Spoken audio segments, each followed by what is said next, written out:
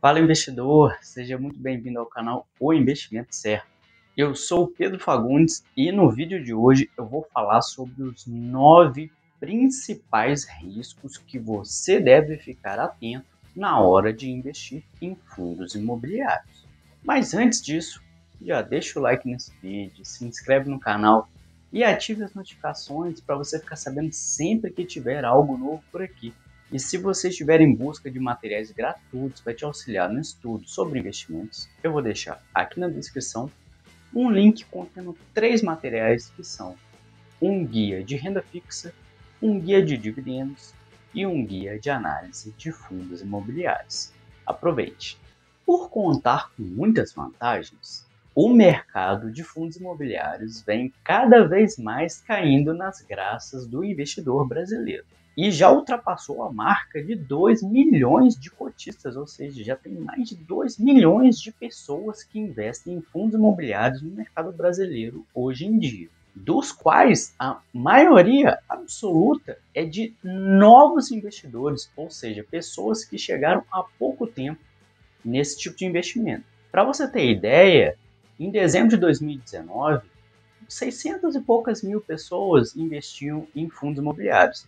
Como esse número hoje já ultrapassou 2 milhões, a gente tem aí mais de 1,5 milhão de pessoas novas, como novos investidores de fundos imobiliários. Ou seja, podem ser pessoas que não têm muita experiência no mercado de investimentos e que têm que ter muita atenção na hora de investir, principalmente com esses 9 riscos diferentes que eu vou citar no vídeo de hoje. Conhecer e identificar os principais riscos lhe dará a possibilidade de escolher aqueles que você topa encarar, além de fugir de verdadeiras ciladas. Então vamos lá, vamos começar a falar sobre os riscos que você deve ter sempre no seu radar.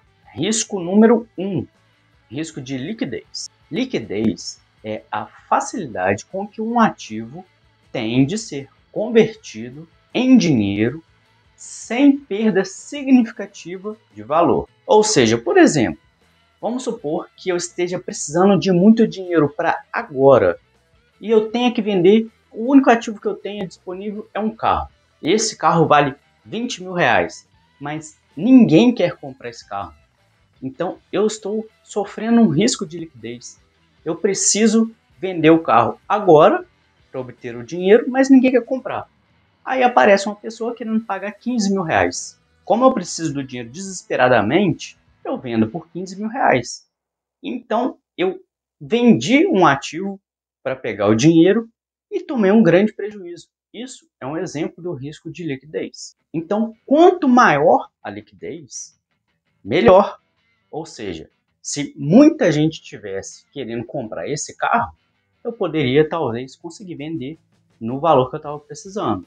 Muito embora os fundos imobiliários tenham a liquidez muito superior à liquidez dos imóveis físicos, alguns fundos imobiliários ainda podem ter um volume de negociação reduzido, o que pode dificultar a entrada ou a saída num ativo, a depender da urgência do investidor e também do montante envolvido na operação. A boa notícia é que, com o crescimento vertiginoso desse mercado, a sua liquidez vem melhorando ano após ano, porque cada vez mais tem mais investidores negociando, então isso tende a melhorar cada vez mais para a gente. De qualquer forma, é importante que você sempre se atente ao volume de negociações do fundo que você esteja estudando para investir, pois isso evitará com que você entre naquele que tenha baixíssima liquidez, o que não seria muito bom. Segundo risco, risco de mercado. O risco de mercado é aquele que envolve o mercado como um todo.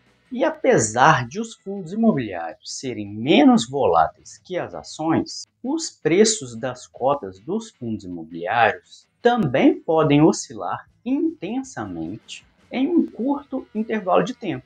Afinal, nós também estamos falando de um ativo de renda variável. Para quem não sabe o que é a volatilidade, é a amplitude que um ativo pode oscilar.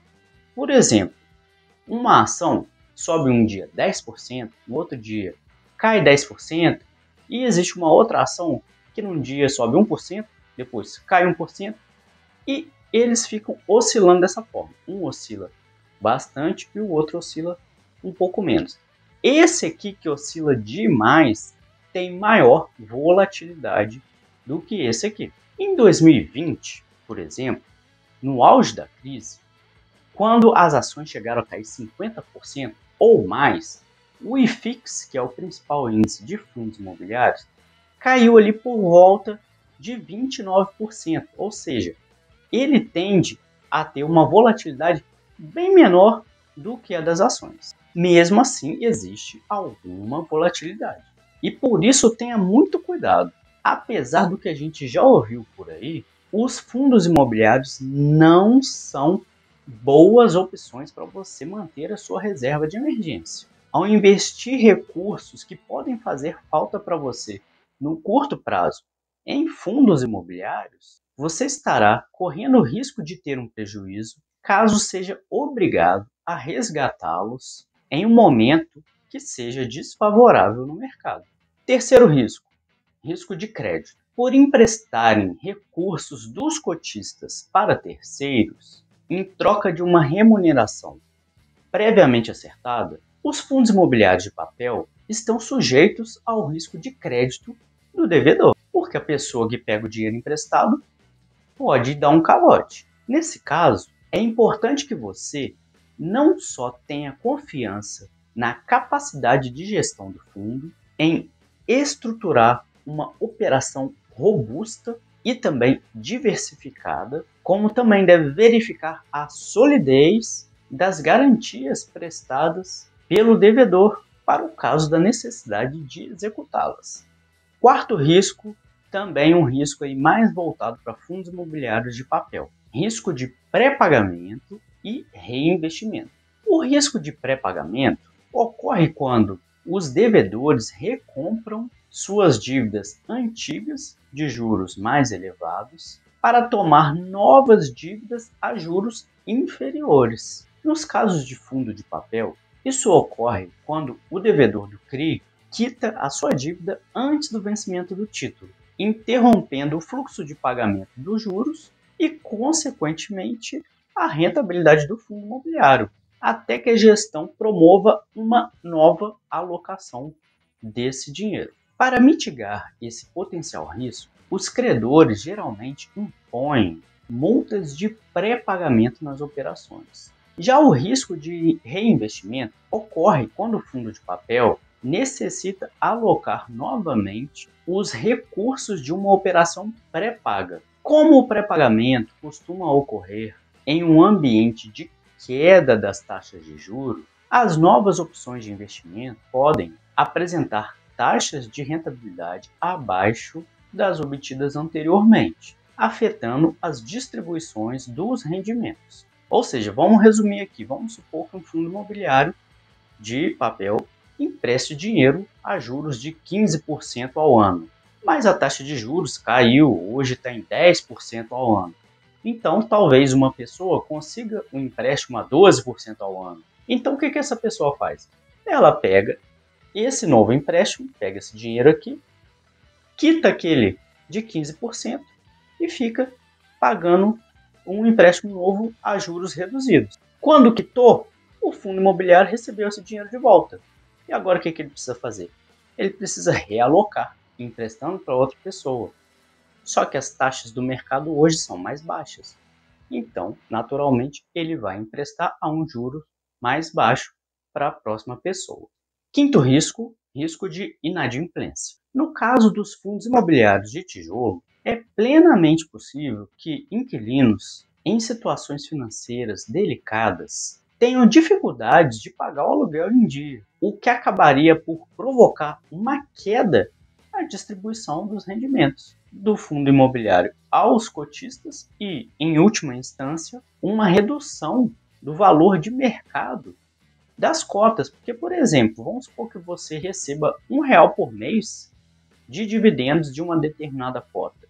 Se os inquilinos não pagaram o aluguel nesse mês, pode ser que o fundo imobiliário pague 50 centavos. com certeza essa queda na distribuição dos rendimentos vai refletir na cotação do fundo imobiliário na Bolsa de Valores. Esse é um risco que deve sempre estar no radar do investidor e que pode ser reduzido a partir da exposição a fundos imobiliários com um portfólio de inquilinos bem diversificado e que também seja dos mais variados segmentos de atuação. Por quê?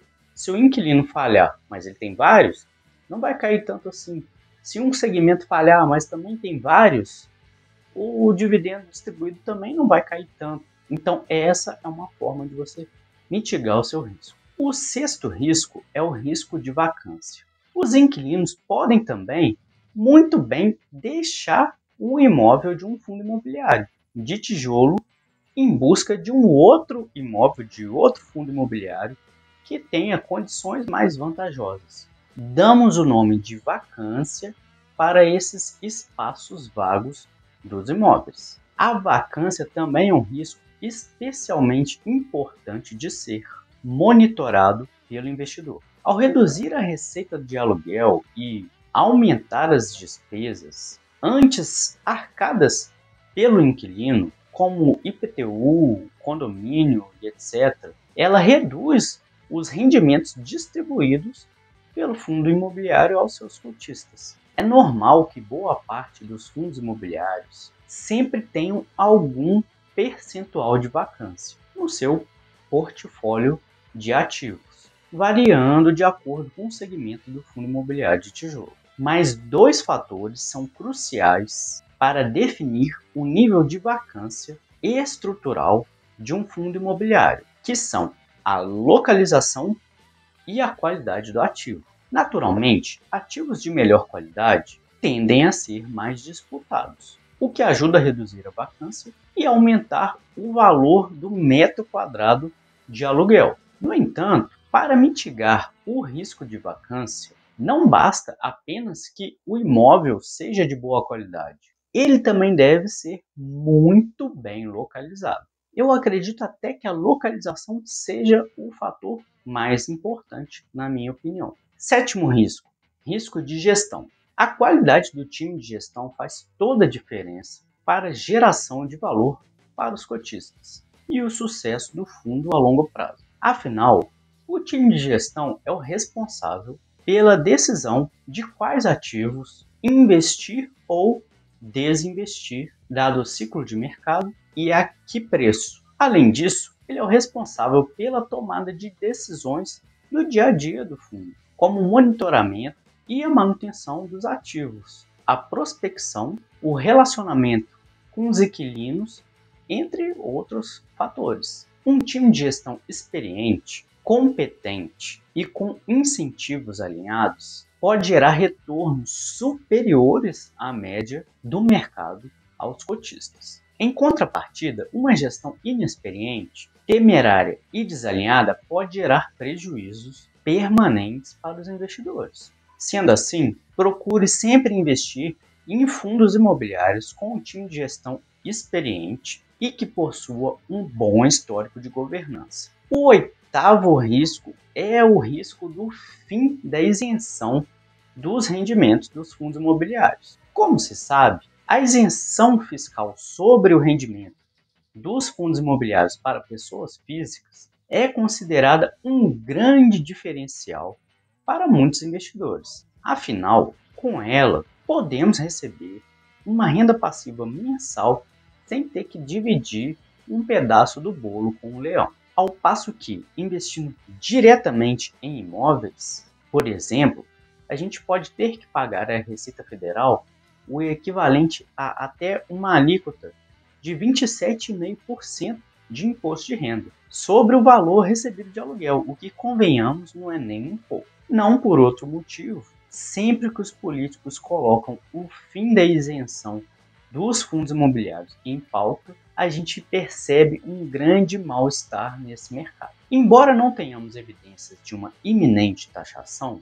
esse fantasma seguirá à espreita dos investidores, enquanto o benefício da isenção desse veículo existir. Por isso, é importante que o investidor esteja ciente desse risco e o coloque no preço que está disposto a pagar pelas cotas e no tamanho da exposição que você deseja ter em fundos imobiliários. Nono e último risco, risco da taxa de juros, que é um risco que hoje está jogando a nosso favor. A comparação entre diversos tipos de investimentos pelo investidor é inevitável, visto que ele sempre busca investir nos ativos com o menor risco versus retorno. Por possuírem o menor risco da economia, os juros pagos pelos títulos do governo são a principal referência para esse tipo de comparação. Taxas de juros em patamares baixos tendem a impulsionar o mercado imobiliário, além de incentivar os poupadores a investir em ativos de risco, como é o caso dos fundos imobiliários e ações, em busca de uma maior rentabilidade, gerando um efeito duplamente positivo sobre os fundos imobiliários. Ou seja, a taxa de juros cai, o mercado imobiliário já se valoriza. Com ela caindo, os investidores também saem da renda fixa e entram no mercado imobiliário. Então, isso também valoriza os fundos imobiliários. Por outro lado, um aumento da taxa de juros eleva a aversão ao risco dos investidores e inibe a atividade econômica, desaquecendo o mercado imobiliário. Nesse caso, o efeito sobre os ativos imobiliários é negativo. Hoje nós estamos vendo uma queda das taxas de juros.